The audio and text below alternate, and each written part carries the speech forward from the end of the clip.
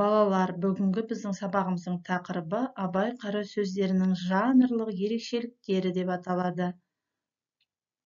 Оқу мақсаты әдеби шығармада көтерілген әлеуметтік қоғамдық мәселені идеясы арқылы түсіндіру, шығарма композициясындағы белгілі бір эпизодтың алатын маңызына негіздеме жасау.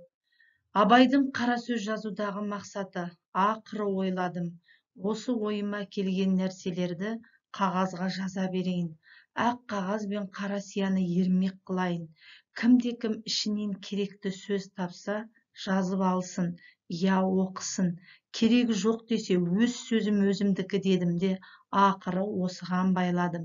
Енді мұнан басқа ешбір жұмысым жоқ. Балалар, Абай ақын өзінің бірінші қара сөзінде не себепті қара сөз жазуға бекінгенін айтып түсіндіреді.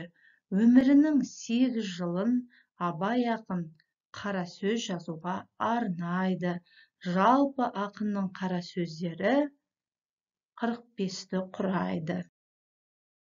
Енді балалар, бүгінгі сабағымыздың тақырыбы жаңа айтып кеткендей, Абай қара сөздерінің жанрлық ерекшелігі. Қазақ әдебиетінде әдебиеттің жанрлары 3 түрге бөлінеді: проза, поэзия және драма. Проза, яғни қара сөзбен жазылатын шығармалар, барлық әңгіме, новелла, роман, эпопея осы прозаның жанрлары болып есептеледі.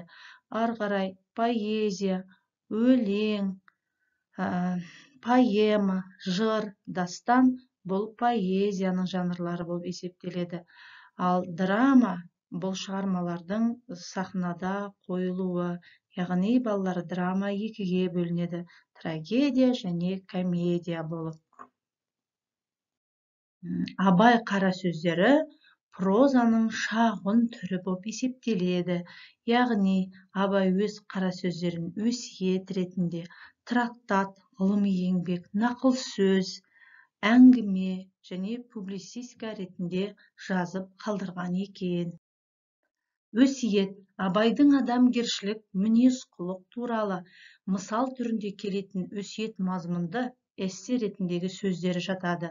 Олар 13-ші, 20-ші, 28-ші қара сөздері.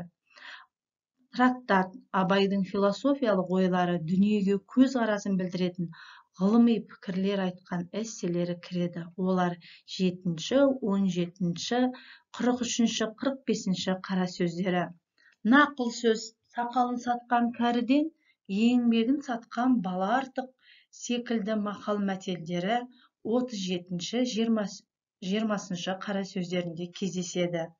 Әңгіме, кеңес ретінде диалог, монологтары 4-ші, 5-ші, 8-ші, 9-ші, 10-ші, 12-ші, 16-ші, 19-ші, 25-ші, 27-ші, 31-ші, 32-ші, 40-ші қара сөздерінде кездеседі.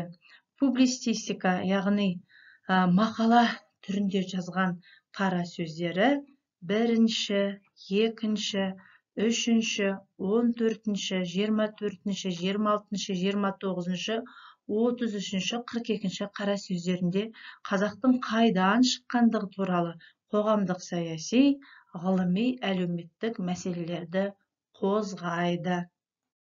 Балалар, енді біз осы уақытқа дейін Абайдың 3 қара сөзін өттік. Ол 1-ші, 7-ші және 31-ші.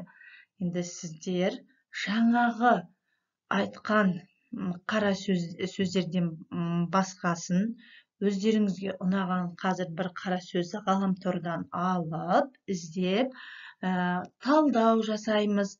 Біз өткенде 1-ші қара сөзді алғанда осындай талдау жасап едік.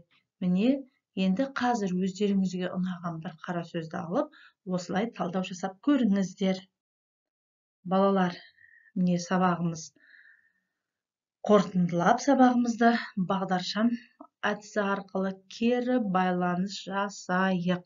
Яғни қызыл түс түсінген жоқпын, сары түс әлі де сұрақтарым бар, жасыл түс барлығы түсінікті деп пікірлеріңізді комментарийға қалдырыңыздар. Назар қойып тыңдағандарыңызға рахмет. Сіздерге қайырлы білім болсын, зейіндеріңіз ашылсын.